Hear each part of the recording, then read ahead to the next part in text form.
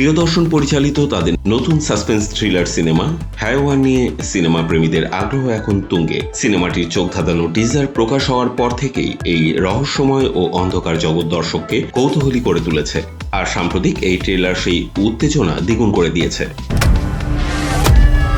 প্রকাশিত ট্রেলারে পুরো গল্প জুড়ে রহস্যের ছায়া ধরে রাখতে অসামান্য ভূমিকা রেখেছে এর আবহ সঙ্গীত, ব্যাকগ্রাউন্ড মিউজিক ও দ্রুতগতির দৃশ্যপট দর্শকদের একটি থিয়েট্রিক্যাল থ্রিলারের দুর্দান্ত অভিজ্ঞতা দেওয়ার ইঙ্গিত দিচ্ছে।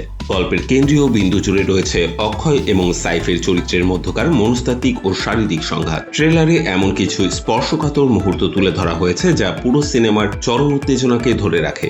সিনেমার চরিত্র নির্বাচনের ক্ষেত্রে এসেছে বড় ধরনের চমক।